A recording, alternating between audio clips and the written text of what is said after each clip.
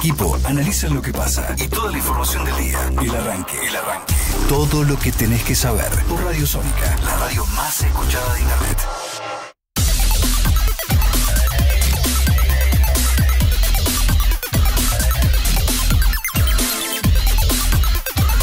Bueno, son las 11:27 de la mañana en la República Argentina. Como empezamos el programa y venimos desde ayer comentando la situación de la expresidenta de la Nación, condenada a 6 años de prisión e inhabilitación perpetua para el ejercicio de cargos públicos, nos ocupa gran parte del programa.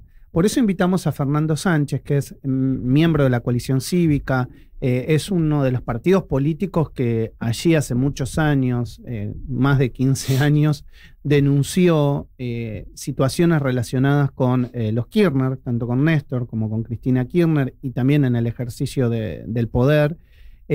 Cuando a veces era muy difícil hacerlo porque te encontrás solo, te encontrás con, digamos, una persona que está ejerciendo el poder, y como lo hicieron los Kirchner, digamos, de una manera muy, no sé si la palabra brutal es la correcta, pero sí, digamos, con mucha fuerza, como se dice, con mano de hierro. Y bueno, creo que es el momento de entrevistar a gente que en ese momento no la pasaba bien. Así que, Fernando, gracias por venir. ¿Qué tal? Buen día. Esta mañana gracias aquí por la Sónica. invitación. Un poco la descripción, no sé qué te acordás de esa época. Mirá, me acuerdo muchas cosas, pero también pasaron muchos años y por tanto tengo que hacer un esfuerzo para acordarme por ahí de detalles, por ejemplo. O de en qué situaciones están determinadas causas. Porque son muchas, y porque son muchos años, y porque son muchos funcionarios y situaciones, y entonces... y la verdad que nosotros hicimos todo eso con un sentido de responsabilidad. Lo peor que le puede pasar a un país es vivir como regla la impunidad. No tenés ni un destino si tu regla es la impunidad. Es la ausencia generalizada de justicia, eso es la impunidad.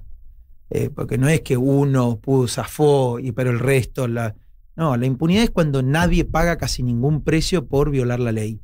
Entonces tenés degradación, los fondos públicos se van a cualquier lado, tu país entra en más riesgo, causa 11, tenés una infraestructura venida abajo, las casas hablan de los pobres, pero las casas para las viviendas sociales no estaban porque se las robaban sueños compartidos, y así mucho. Pero te digo la verdad, ya hay que hacer un esfuerzo porque pasaron el primer informe, porque esto también hay que decirlo, ¿no? El primer informe que nosotros hicimos, porque al principio no hicimos denuncia penal, fue en el año 2004.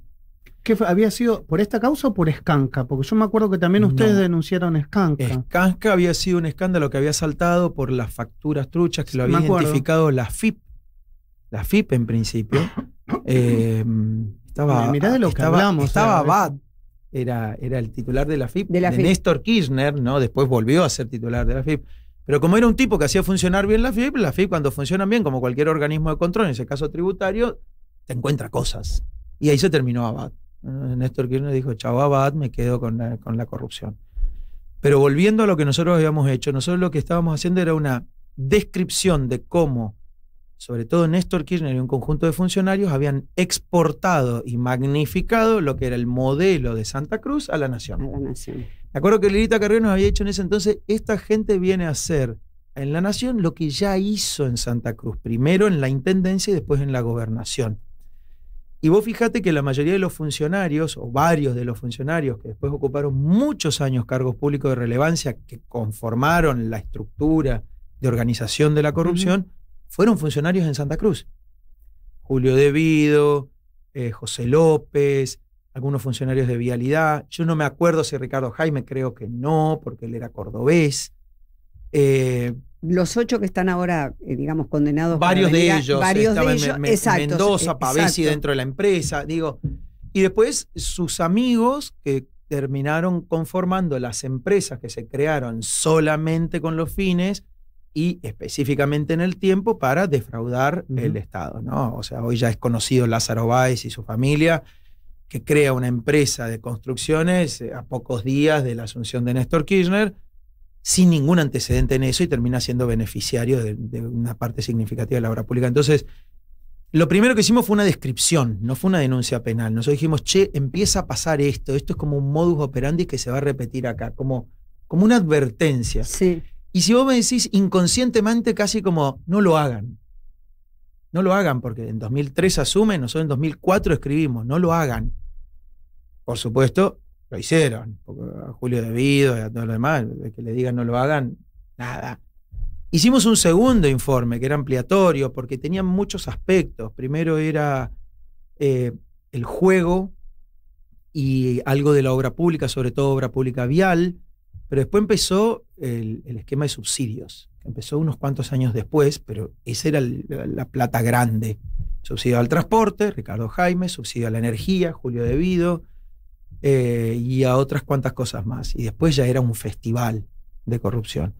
Entonces en el año 2008 hacemos la primera denuncia, que fue por asociación ilícita, que la firmamos un conjunto grande de diputados nacionales, que en ese entonces estábamos todos en la coalición cívica, éramos varios. Y Cristina Kirchner no estaba incluida, porque no era miembro del Poder Ejecutivo. Entonces, si bien nosotros entendíamos que había un retorno con enriquecimiento ilícito para la familia, ella no estaba en el Congreso. Ella era senadora. Era senadora, sí. Era senadora, había sido diputada antes, sí, y después fue senadora, pero de vuelta con esa denuncia, ya era todo público. Nosotros habíamos presentado lo que creíamos que eran pruebas relevantes, documentos públicos, etcétera. Y nosotros decíamos, ella puede cortar este esquema y puede seguir con otra cosa. No, siguió con los mismos funcionarios, siguió con el mismo esquema y siguió por mucho tiempo. Ese fue el problema de Cristina. Perduró en el tiempo y 20 y pico, yo decía 20 y pico de años, ¿no? Mirando para atrás, muchas de las decisiones que tal vez ella tomó estaban viciadas, porque acá hay una causa que la condena. Entonces, ¿qué le decimos a esa gente? No sé, pensemos en voz alta, si querés filosóficamente, casi entre una charla de café. ¿Qué hay para decirle a esa gente que está en la calle sosteniendo a alguien que cometió un delito, o aquel que toma una universidad como que esto es un acto político y no es un acto judicial? ¿Qué hay para decirle?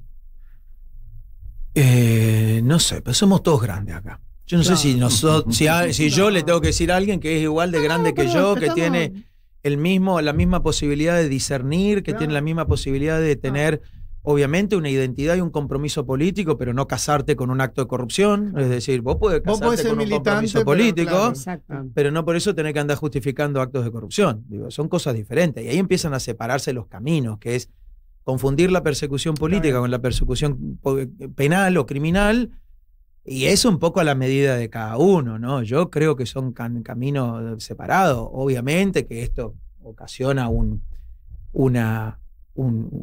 cimbronazo y un movimiento, porque no se trata de personas que no tienen ninguna relevancia en la vida política argentina y todo lo demás.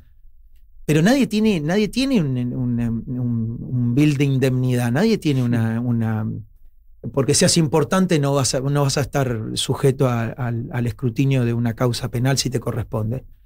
Y cuando te corresponde, te corresponde. Te tocó. Y hay algo que es más duro de entender, que es los delitos cometidos no tienen reversión. Claro.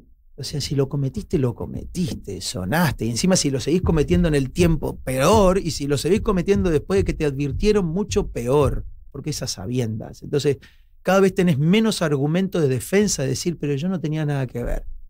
Claro, por eso está bueno esto de discernir y de entender, digamos, que no es político, que vos acá estás, digamos, juzgando un hecho puntual. Y que ese hecho puntual se demostró a través de una sentencia de primera, de segunda y el aval del debido proceso en la Corte, que está juzgado. Entonces hay que separar, digamos, otras causas, porque viste que ahora dicen no, pero otros que cometieron hechos judiciales no van presos, no están con la misma celeridad. No. Dependerá de cada... Mira, de celeridad hablamos, esta es una de las causas más lentas. 17 años, ¿no? Es decir, son casi unas vacaciones, unas largas vacaciones, o sea, es un... Yo le decía hoy en la mesa, antes de salir al aire, les contaba a ellos que, fíjate vos cómo esto se tiñó tanto de lo político, que uno se olvidó, o sea, como vos decís, ya no recuerdo, cómo se origina. Entonces, ayer, frente a la sentencia, yo empecé a buscar, a ver cómo había sido esto del fideicomiso, cómo había iniciado. Yo decía, los años nos olvidamos de cómo fue esto, ¿entendés? O sea, y nos teñimos de la condena de Cristina, la tienen que condenar, ¿me entendés? O sea, creo que, y yo creo que a la ciudadanía también le pasa eso. ¿Entendés? O sea que no, por eso la toma de la universidad, porque acá está pero vos mezclado. imaginate hoy un chico de 20 años, cuando la causa empezó, Claro. ¿qué edad tenía? 3 años. Claro, Sí, tal cual. claro. Por eso yo digo, lo mejor que le puede pasar a este país es no solo abandonar la impunidad y entrar al reino de la justicia, que cada vez podamos confiar más en nuestro sistema judicial, porque de última Totalmente. es la garantía que tenemos todos, no solo para un acto de corrupción, para cualquier delito, y no solo para un delito, para una causa civil, para una causa comercial. Digo, en Claro, Argentina interesante. una causa penal dura 18 años y una quiebra también. Claro. Sí. Entonces Y un tema laboral también, Ni es te todo un cuento. disparate. Claro. Ahora, ni es el peor país del mundo, ni es el mejor país del mundo. Quisiéramos que tengan mejores estándares, claramente, y eso hay que mejorarlo, por eso no hay que atentar contra los pequeños avances que hubo. Hoy alguien me decía, en la calle siempre te dicen, bueno, pero al final nadie va preso. No, sí, la lista de condenados es larga. La lista de condenados es larga, la cárcel es fea. 4 años de prisión o 6 años de prisión es muchísimo tiempo, es horrendo. Así que mi consejo es, no lo hagan. Ujú. Portate bien. Pórtate bien. Claro. Tal cual, tal cual. Sí. La coalición cívica frente a esto, ¿qué dice? ¿Qué le dice a la sociedad? No sé, a mí me parece que hay que alejarse de 2 puntos, creo yo, que no son buenos. Uno es el revanchismo político, justamente si esto no tiene que ver con lo político y tiene que ver con una evaluación de responsabilidad penal, aunque fuese hecha sobre actores políticos, no tiene nada que ver con la competencia política, con la calidad democrática. El peronismo va a tener candidatos, va a competir, no sé quién va a ganar, no sé con qué argumentos. Lo que digo es, esto no tiene nada que ver con eso otro. Cambia el eje político, nada más. O sea, digamos, pero va a haber otro. Otro. Si no hay una proscripción en un partido, Claro, esto es una no, sentencia a una y hay persona. que decirlo, en Argentina hubo proscripción. Claro. Eso sí hay que decirlo. En Argentina hubo proscripción y en Argentina también hubo persecución de los que no eran, de los que después fueron proscriptos. Entonces digo, la Argentina se tiene que alejar de ese tipo de prácticas. Por suerte hoy yo creo que no hay ese tipo de prácticas. Que uno puede ir a elecciones y nos podemos disputar todos la confianza de la sociedad. Si vos querés, y te puede ir mejor o peor, pero no tiene nada que ver con esto. Y lo que sí hay que hacer es, una vez que la justicia hace su trabajo, para mí el ensañamiento es la otra cosa que hay que evitar. Ay, sí. Ya está. Te condenaron, tuviste todas las instancias que tenía que haber. Digo, ayer, ¿qué me pasó a mí? ¿Qué es lo que yo sentía? Es, ay, cómo me gustaría tener expresidentes o presidentas de izquierda o de derecha, como en Uruguay o en Chile, que se van y son consejeros de la ONU. Exacto. El otro es consejero de su partido político, la otra es no sé qué, y cuando se mueren les hacen un homenaje. Claro. Sí. Yo a mí no me parece para nada bueno que tengamos ese nivel. Por supuesto no son todos iguales los expresidentes tampoco, hay que decirlo. No. Ni los exministros, ni los exgobernadores, no son todos iguales. Pero digo, nos está pasando esto en Argentina. Sí, claro. Y lo único que no podemos hacer es justificar. Y ya está. Y somos gente grande. Es cierto. Fíjate Vos que hasta nos pasa algo que no terminamos de confiar en un fallo de la Corte y ya está Claro, el que ya periodismo lo estás hablando de los poniendo en- organismos internacionales. ¿Entendés? O sea, como si realmente este fallo, a ver, y hoy ya a la mañana los portales decían, bueno, pero independientemente de que apele a los organismos internacionales, la condena no tiene efecto suspensivo. ¿Viste? O sea, es una cosa que vos decís, bueno, Sí. Ahora, mirá vos cómo se da en tono a lo que vos decís, comparativamente con algún otro país, y vos sin dar nombres dijiste, Uruguay asume un presidente y están todos los expresidentes Todos. juntos. En Argentina, cuando asumió el presidente Macri, la expresidenta Cristina Fernández de Kirchner no fue a darle la banda. No fue. Es un acto de simbolismo tan importante, creas o no creas en el personaje que asume, no fue a darle la banda. Es así, de vuelta, tiene que ver con la calidad, me parece a mí. No es que en Uruguay no haya actos de corrupción. Claro. Hay muchos menos, por supuesto, porque lograron tener estándares más altos que en la Argentina, y la Argentina seguramente tiene estándares más altos que, no sé, siempre nos la agarramos con el pobre Haití en el continente. Sí, claro. Porque tiene muy, muy, muy bajos estándares, pero digo, uno tiene que tratar siempre de mejorar.